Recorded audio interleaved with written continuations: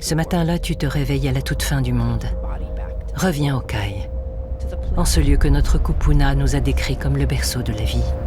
D'abord le pot, puis le corail, puis la vase, puis un univers tout entier contenu dans un espace plus petit qu'un grain de sable. Ea émerge alors des eaux de l'océan, en soulevant les marées qui créent les montagnes, les vallées et les fleuves qui les traversent.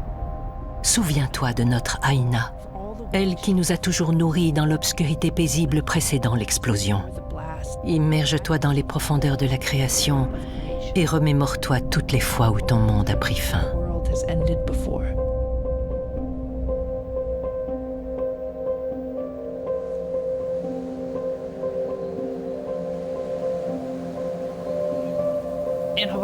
À Hawaï, il y a un proverbe qui dit « Ikawa mamua, Ikawa mahope », c'est-à-dire « Le temps est devant nous et le temps est derrière nous ». Mais « Kawa mamua », le temps devant nous, signifie aussi le passé. Et le temps derrière nous, Kawa mahope, est aussi le temps à venir, l'avenir. Et donc, il est écrit dans notre perception du temps et de l'espace que nous revenons inlassablement dans le futur pour nous confronter au passé.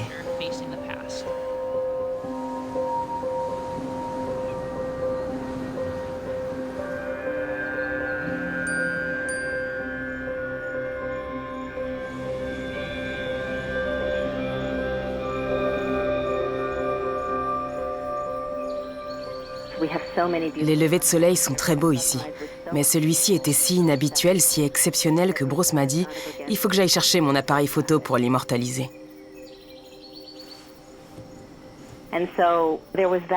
Il existe donc une trace de ce lever de soleil qui a interpellé tant de gens. Il était magnifique, mais en même temps, son embrasement avait quelque chose de menaçant.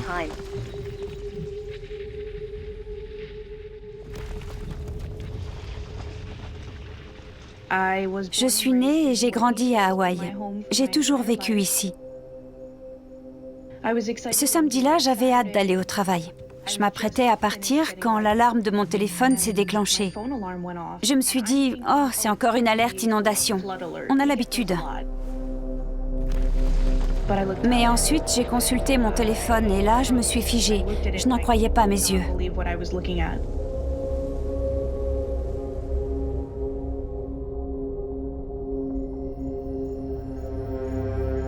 Votre cerveau n'arrive même pas à traiter l'information. Vous commencez par fixer le message en disant « Attends, c'est quoi ça? C'est impossible. » Et là, la peur vous prend à la gorge. Vous envisagez le pire. Et d'un coup, je me rends compte que si j'ai reçu ce message, tout le monde sur l'île l'a eu. Le commandement pacifique des États-Unis a détecté une menace de missiles balistiques contre Hawaï. Un missile pourrait s'abattre sur terre ou en mer d'ici quelques minutes. Ce n'est pas un exercice. Si vous êtes à l'intérieur, restez-y. Si vous êtes à l'extérieur, abritez-vous immédiatement dans un bâtiment. Restez à l'intérieur. Le premier réflexe a été de regrouper ses proches pour celles et ceux qui étaient avec leurs enfants. Mais où aller pour les mettre à l'abri? Comment les protéger? Nos filles se trouvaient à 10 km et Bruce a dit « Je ne sais pas si c'est vrai, mais je dois à tout prix les retrouver. » La seule certitude que j'avais, c'était que si un missile balistique se dirigeait bel et bien vers nous, je ne le reverrais sans doute plus jamais.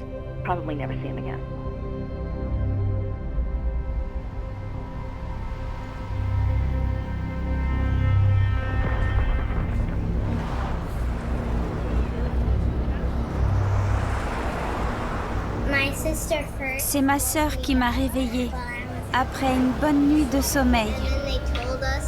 Et après, ils ont dit qu'ils avaient reçu un message qui disait qu'il y allait avoir une attaque de missiles et qu'on devait se cacher pour pas être blessé.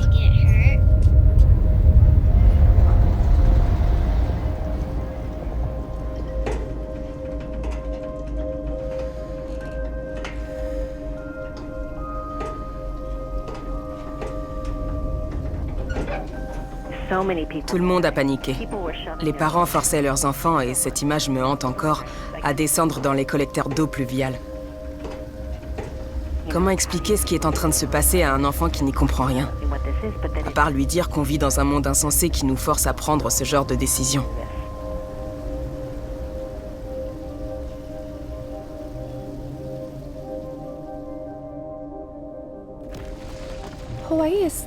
Hawaï reste ma patrie, même si aujourd'hui je n'y vis plus.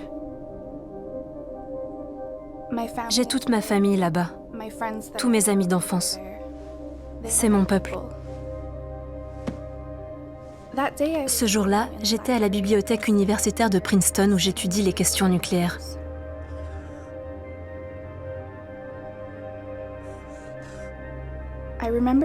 L'écran de mon téléphone s'est allumé et j'ai vu les messages affluer.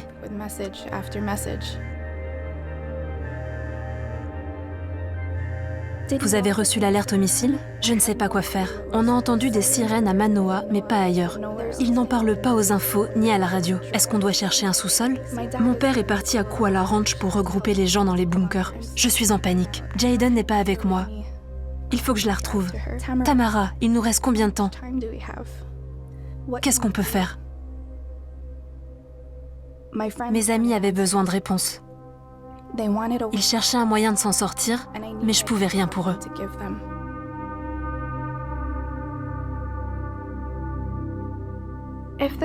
Si cette alerte était réelle, les gens là-bas n'avaient pas plus de 15 minutes devant eux. Même si ce n'était qu'un missile de taille moyenne, la première déflagration rayerait presque entièrement Honolulu de la carte. En plus des flammes, les retombées radioactives contamineraient les plages et les forêts. Notre terre serait irrémédiablement empoisonnée. D'un coup, j'ai cessé d'envisager les armes nucléaires en termes de technologie ou de sécurité. J'ai pensé à la façon dont elles impacteraient ma famille, mon pays. Je me souviens que j'ai regardé mon père qui n'avait pas bougé de son fauteuil.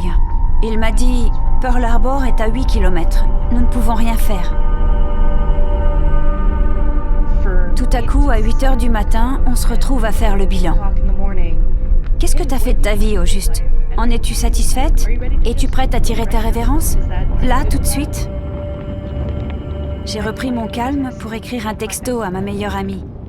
Je t'aime, je suis fière de toi et je sais que tu vas accomplir de grandes choses.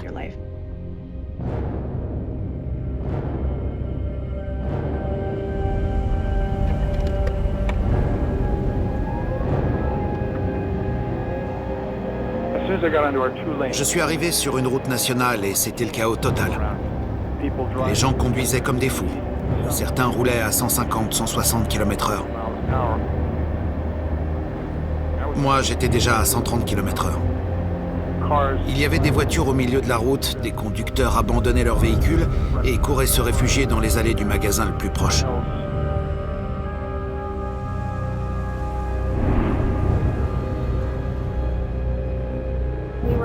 On était en pyjama et on courait très vite. J'ai pleuré parce que je ne voulais pas mourir. Je me souviens de Jacqueline. Elle était très fatiguée de courir. Alors mon père l'a portée sur son dos. Nous avons couru vers un immeuble assez massif, parce que j'avais entendu dire qu'il abritait une sorte de refuge. Quand nous sommes arrivés devant, il y avait déjà plusieurs centaines de personnes qui nous criaient « Il n'y a pas de place, il n'y a pas de place, partez !» Nous sommes restés dehors, pétrifiés, en pensant que les gens à l'intérieur allaient s'en sortir, et pas nous. Je me souviens d'avoir levé les yeux vers le ciel et de m'être dit que tout semblait parfaitement normal.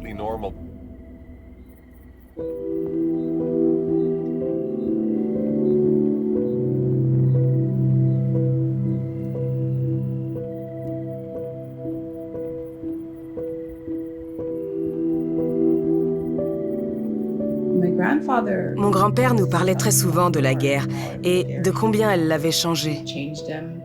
Il nous parlait aussi de Pearl Harbor. Ses camarades et lui avaient entendu vrombir des avions qui survolaient les montagnes en direction de la base.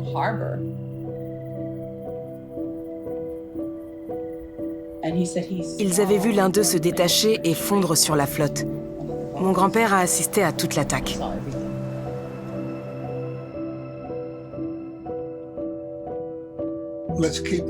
N'oublions pas que la situation géographique d'Hawaï en fait un centre névralgique du commandement des opérations militaires dans le Pacifique.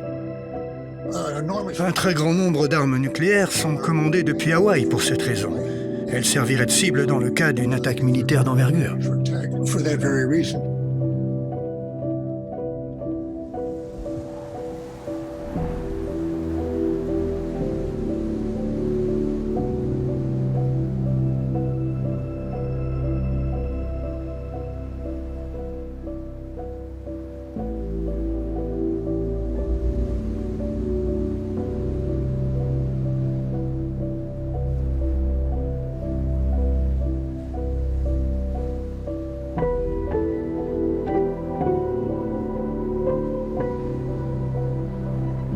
Aucun de nos dirigeants politiques n'avait rien fait pour nous préparer à une telle réalité, ou pour changer les choses et créer une réalité différente.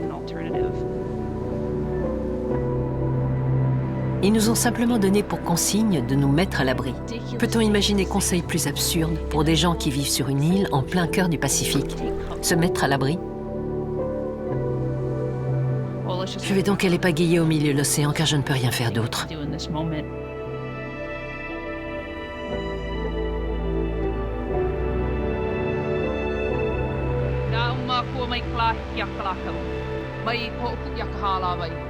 Na umakua ya kahina alo ya kaakau I kalani o ki ha I kalani o e kalani nulu I kalani ka holo I kalani e ano na pula a o kou o Hawaii e malama o kou ya mako e ulu I kalani e ulu I ka honua e ulu I ka pai aina o Hawaii e ho mai ka ike e ho mai ka ikaika e ho mai kia ka mai e ho mai ka mau popopono, e ho mai ka ike pāpālua, e ho mai ka mana.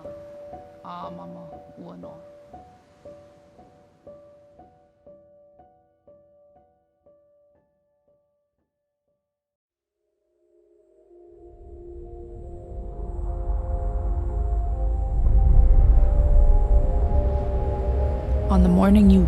Ce matin-là, tu te réveilles à la toute fin du monde. Loue les noms des mourants et des disparus. Refuse d'oublier Ko'olave, Makua, Pohakuloa, Mokoli. Regarde la ligne d'horizon.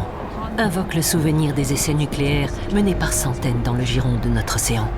Bikini et Anewatak, Kiritimati et Kalama, Meralinga et Emu, Mururoa et Fangataufa. Et tous les anonymes qui suffoquent sous le vent. La merveilleuse mer d'îles théorisée par Epeli Aoufa a été pervertie en un océan de déchets toxiques. Cadeau empoisonné de nos chers protectorats américains, britanniques et français. «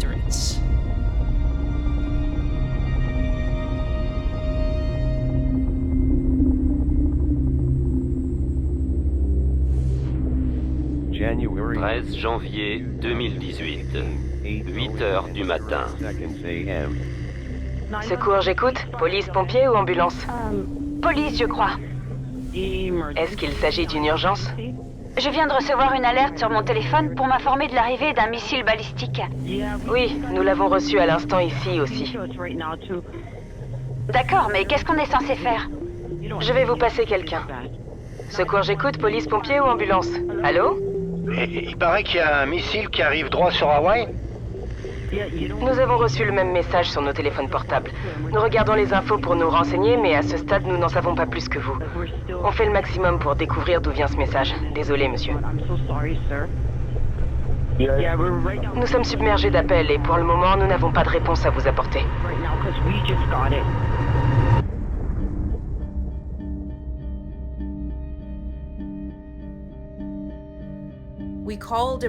On a appelé le numéro d'urgence, sans succès. Il n'y avait pas de tweet du gouvernement, pas de flash info, rien du tout. C'était le silence radio. Nous étions complètement livrés à nous-mêmes. Sur les réseaux sociaux, je ne voyais que mes amis et mes proches qui postaient des tweets affolés. Est-ce que c'est vrai? Qu'est-ce que je dois faire?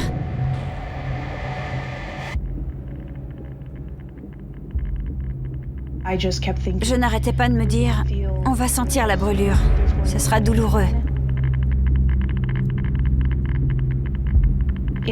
À Hiroshima, les ombres des victimes ont été imprimées sur le sol et sur les murs par la chaleur et le souffle de la déflagration. Je me disais, comment sera mon ombre? À quoi ressemblera ma silhouette?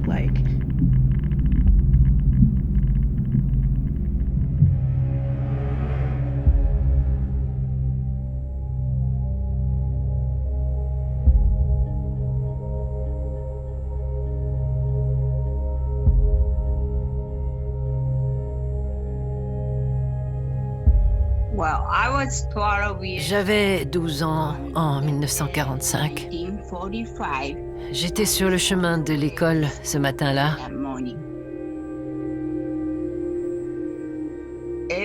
Tout le monde est mort à l'école.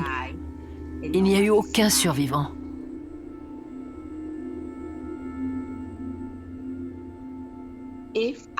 Si j'avais eu 1 an de moins, j'aurais été encore à l'école primaire et je ne serais pas là en train de vous parler. Il y a eu une lueur aveuglante et une explosion. Notre train s'est arrêté et tous les passagers sont descendus. Nous avons vu un nuage en forme de champignon. Nous ne savions pas ce qui se passait. Alors nous avons marché en direction d'Hiroshima.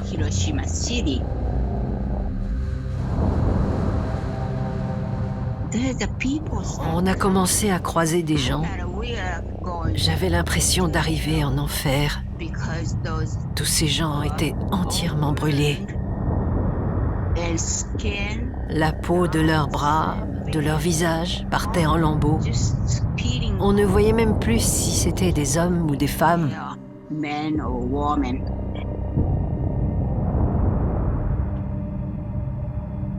C'est une image qui ne pourra jamais s'effacer.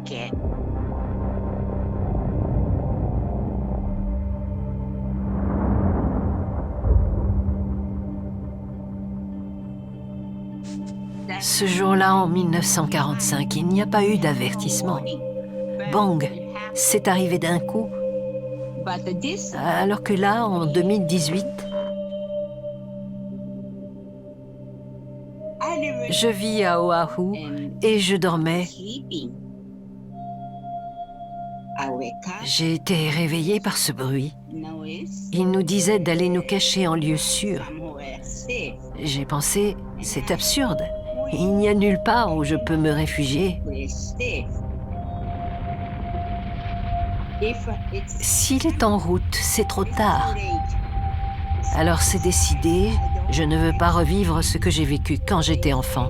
De toute façon, je ne veux pas être une survivante.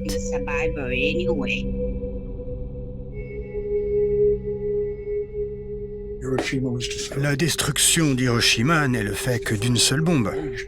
Pour la plupart des gens, c'est ce qui définit l'ère nucléaire. Mais il faut avoir une photo de la ville en ruine sous les yeux pour vraiment mesurer l'ampleur des dégâts causés par l'explosion du détonateur d'une arme thermonucléaire moderne.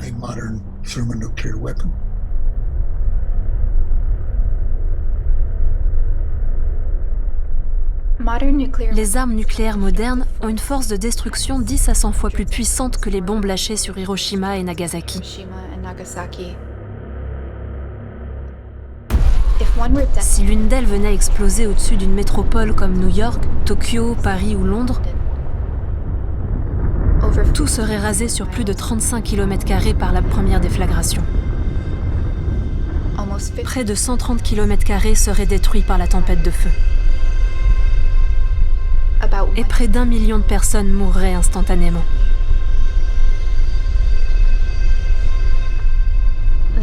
Les scientifiques qui ont inventé la bombe atomique ont eu cette formule éloquente. En cas de guerre nucléaire, les vivants vont envier les morts. Pourtant, il reste encore plus de 14 000 armes nucléaires dans le monde.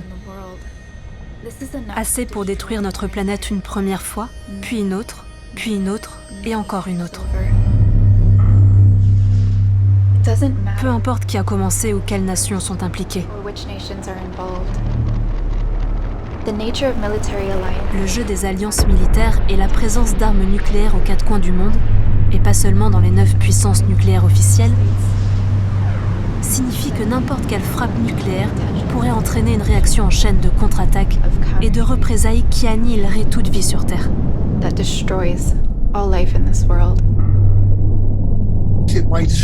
Un seul missile visant à paralyser notre réseau de communication pourrait mettre le feu aux poudres. Chaque camp lancerait alors une attaque globale qui nous entraînerait inexorablement vers l'apocalypse et nous serions tous tués. Pas instantanément, mais en l'espace de quelques mois, selon les réserves alimentaires disponibles. Et peut-être même une année pour éradiquer le monde entier. Mais nous n'en tenons pas compte. Nous continuons à construire des armes nucléaires. En réalité, nous faisons mine d'ignorer la question, tout comme nous avons échoué à nous préparer pour une pandémie mondiale. L'idée que le statut de puissance nucléaire puisse garantir la sécurité d'un État ou d'une population ne tient pas la route. Elle nous met tous en danger. Le simple fait de posséder l'arme nucléaire est un acte de violence. Ces armes sont utilisées tous les jours, qu'on actionne ou non le détonateur. On se disait qu'on était trop puissant pour être anéanti, que ça n'arriverait pas de notre vivant, qu'on était trop malin pour utiliser des missiles balistiques sur un coup de tête. C'est un mode de pensée très occidental et privilégié. J'appelle ça l'orgueil millénial.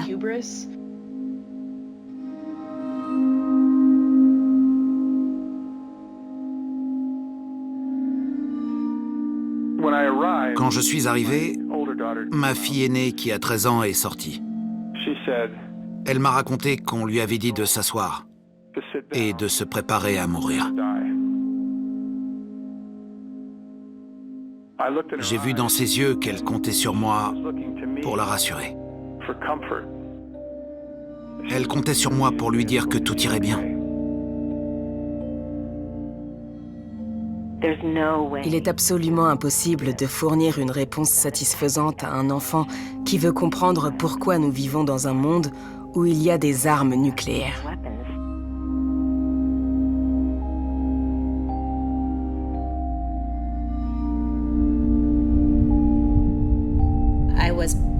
J'étais enceinte à l'époque.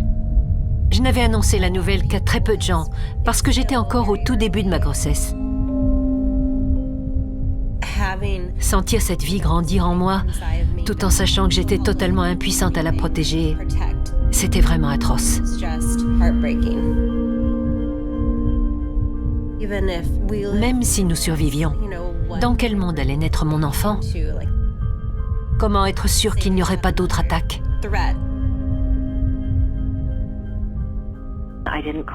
J'ai attendu le dernier moment pour appeler ma fille à Los Angeles.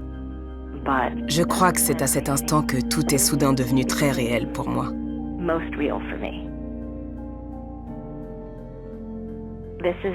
C'est l'enfant que j'ai porté dans mon ventre pendant 9 mois, que j'ai nourri au sein et à qui j'ai donné tout ce que j'avais.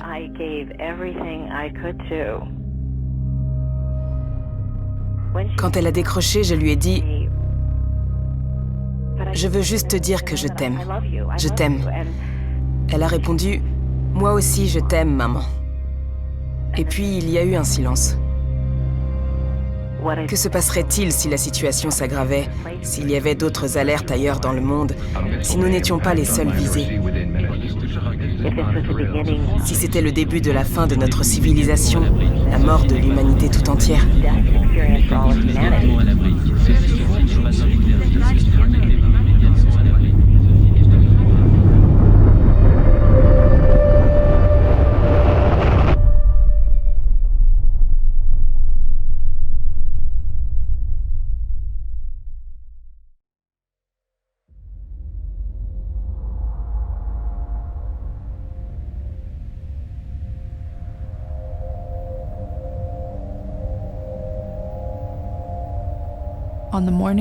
Ce matin-là, tu te réveilles à la toute fin du monde.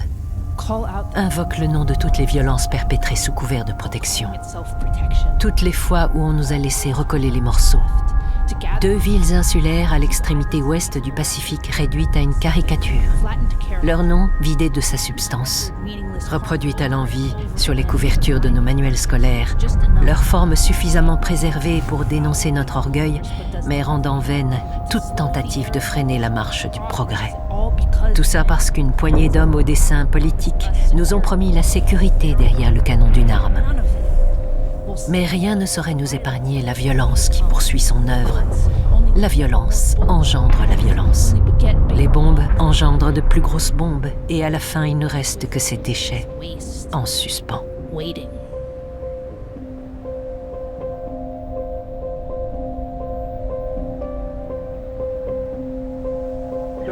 Nous scrutions l'horizon, cherchant des yeux un engin prêt à s'écraser dans l'océan. C'était un moment chargé en émotions. Nous avions l'impression de vivre nos derniers instants ensemble.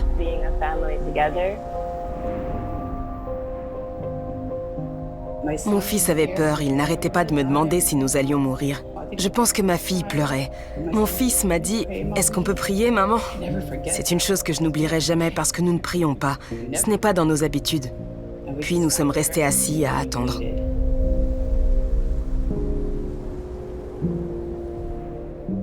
Je pleurais. Tout le monde se tenait par les mains en priant. Moi, je sanglotais parce que je ne pouvais pas me résoudre à dire adieu à la vie. Tout à coup, j'ai vu une notification sur mon téléphone. C'était un message de mon meilleur ami. Il n'y a pas de missile, c'était une fausse alerte. Tout va bien, vous ne risquez rien.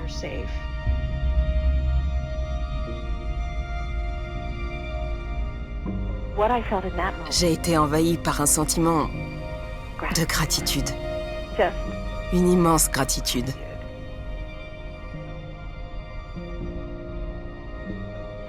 Rien n'avait changé, mais rien n'était plus pareil. Rien ne serait plus jamais pareil.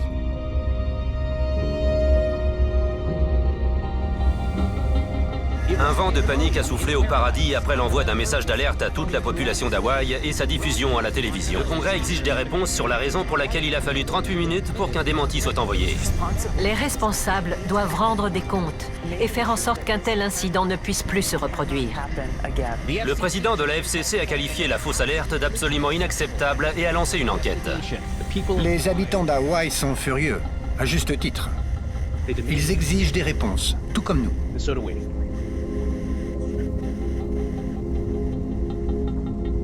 Limogé depuis de son poste à l'agence locale de gestion des urgences, le fonctionnaire qui a plongé Hawaï dans le chaos pendant 38 minutes s'exprime pour la première fois.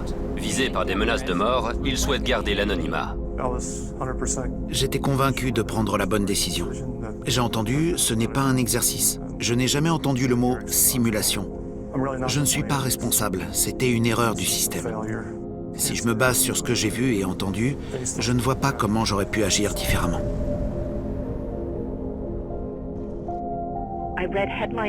J'ai lu tous les articles écrits sur le sujet et ce qui en ressort, c'est la volonté de trouver un coupable. Pourquoi s'acharner ainsi à punir quelqu'un qui a commis une erreur? De quelle utilité nous sera son licenciement en cas d'attaque nucléaire? C'est vrai, une erreur a été commise. Mais c'est là tout le problème. Nous possédons des armes de destruction massive. Et il y a eu tant d'erreurs que c'est un miracle que nous soyons encore là après avoir si souvent frôlé la catastrophe. Cette fausse alerte a été un électrochoc. Par chance, la vie a repris son cours, mais l'heure est venue d'agir et de faire en sorte que cela ne se reproduise plus jamais.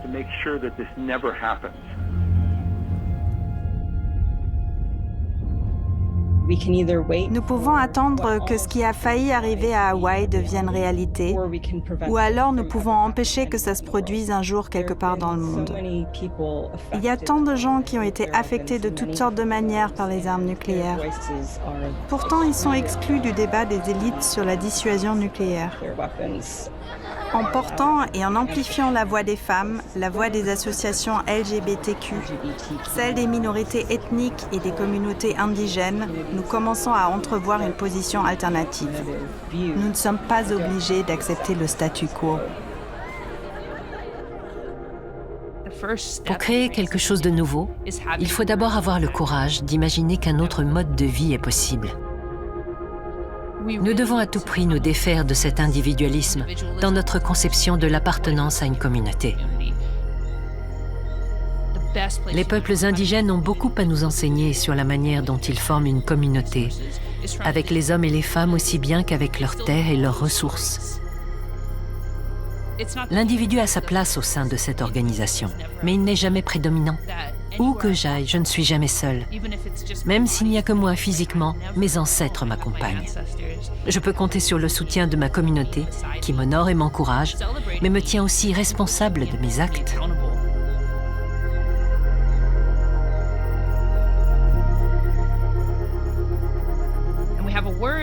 À Hawaï, il existe un mot, kuleana, qui signifie responsabilité. Mais il signifie aussi privilège et autorité. C'est ce qui s'approche le plus de la notion de droit. Si nous parvenons à soigner l'apathie, le désespoir et l'individualisme, je ne vois pas ce qui nous empêcherait de vivre dans un monde qui ne serait pas dominé par les complexes militaro-industriels.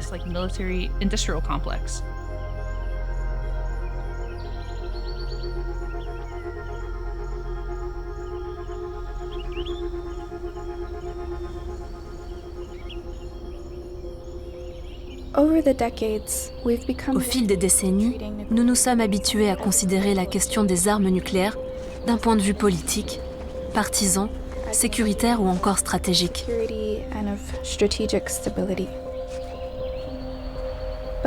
Mais l'expérience que nous avons vécue à Hawaï nous rappelle qu'elle ne se résume pas à ça. Il ne s'agit pas de savoir qui sont nos ennemis ou nos alliés. Il s'agit de reconnaître notre humanité commune.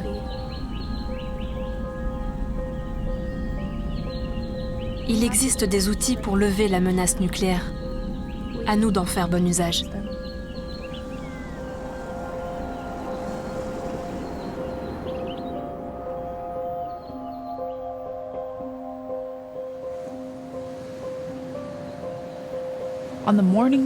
Ce matin-là, tu te réveilles à la toute fin du monde.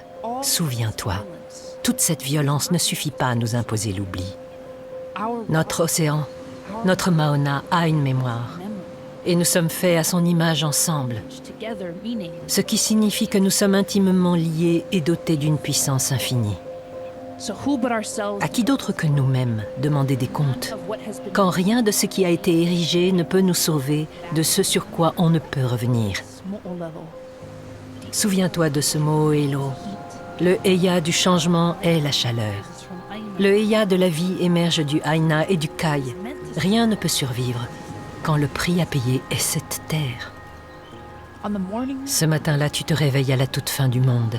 Tes yeux sont dessillés, alors serre-t'en. Quand les hommes qui nous gouvernent se cachent derrière leurs écrans pour nous enjoindre de nous mettre à l'abri, vois par-delà la violence de leurs contradictions, le gâchis tenace de leur gestion. Puise dans ton mana pour changer les choses. Souviens-toi, notre Aina, ce Kai, ce Kwahivi, malgré tout ce dont ils ont été témoins et plus encore ce qu'ils ont traversé, ils continuent pourtant de nous protéger. Inspire-toi de leur sagesse. Contre vents et marées, garde-les près de ton cœur. Extirpe un poulet de ton Naou. Invoque le nom de ton Akua. Applique-toi à vivre ta vie à leur image sans te soucier des conséquences. Et peut-être, je dis bien peut-être, que la fin du monde ne sera pas pour demain. Tomorrow.